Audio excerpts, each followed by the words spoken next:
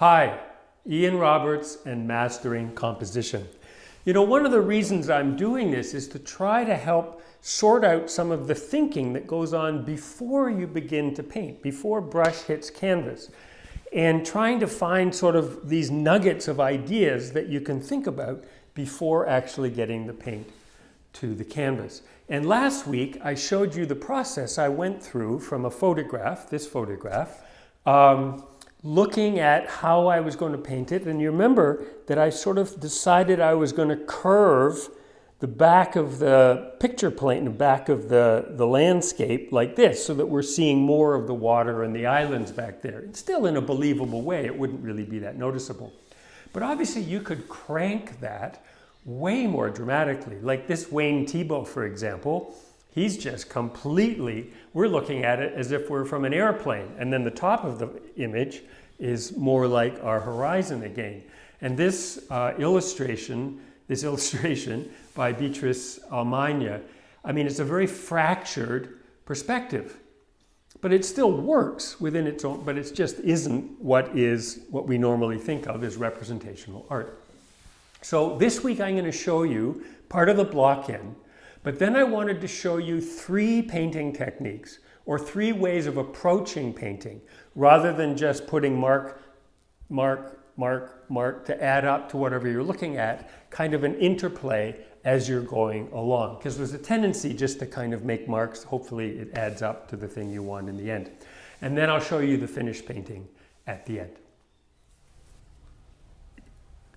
So now I'm just going to show you during the block-in, right? I'm just, for some reason I used quite a small brush for this block-in, but I'm just putting in the lit shape and the dark shape. I mean, this painting is about evening light and strong, warm light and cool shadows. So I'm just painting very simply those 2 shapes in. And you'll see by the time I'm finished, oh, I see. Yeah, that's sort of coming across as looking like the sunlit island. There's no leaves, there's no branches, there's no details. It's simplifying it down into its simplest shapes. And then you can sort of put those nuanced things in afterward. But the reason it's so successful, or it works so well, is because by the time you've finished getting the lit side and the cool side, that warm, cool relationship, you realize, okay, so it sort of looks like the island. And you sort of realize, oh, I'm almost there now. And you don't have to go in and think, oh, where are my details and how am I going to get this to work? Because you've sort of solved the problem in the block-in by just thinking about the simple masses of light and dark. So you'll see in just a moment, just now when I finish, you sort of get the sense like, oh, I see, yeah, the sunlit island. Oh, yeah. And then you can sort of adjust it.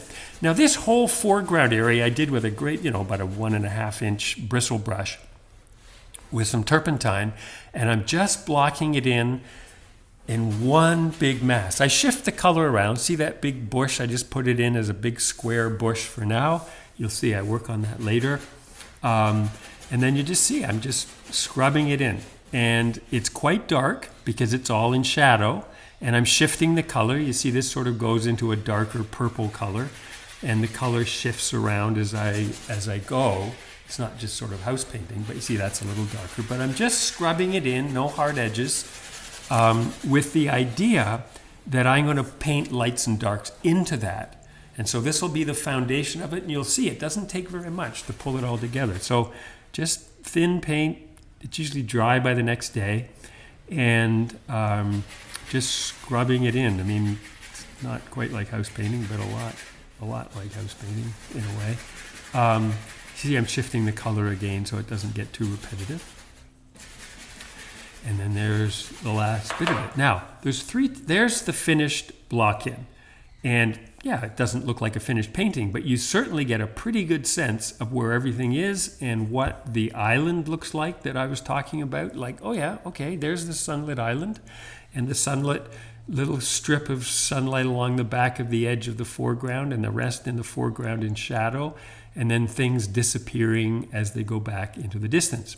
So here are the 3 techniques I wanted to show you. The first is, I painted the whole sky in a second time and just created a really nice gradation and then just found the right color and softened the edges once or twice and just put it in and left it.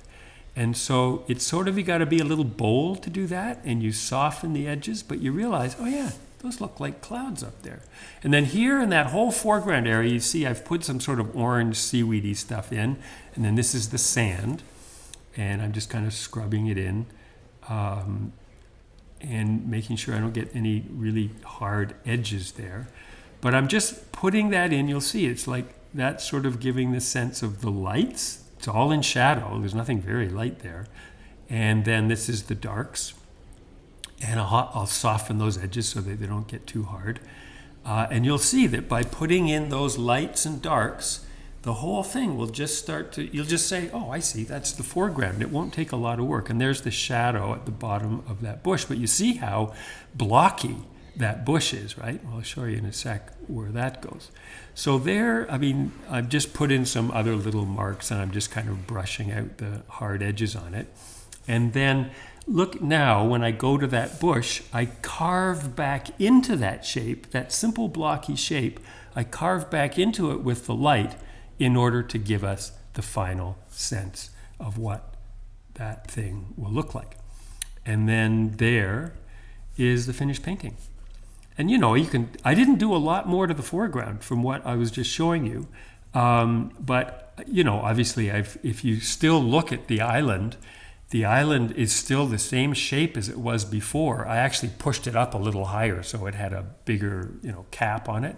But you can still see it's basically just the shapes. You don't get the sense like, oh, he's trying to paint branches and leaves. It's still those shapes, just modulated a little bit. Lots of sort of variation in the water and the different colors. But basically, everything in that block in now has just been sort of enhanced on the edges, but everything happened right at the block in and then just got enhanced. So as always, I hope you found that helpful. I hope you have a great week, and I will see you next Tuesday. Bye for now.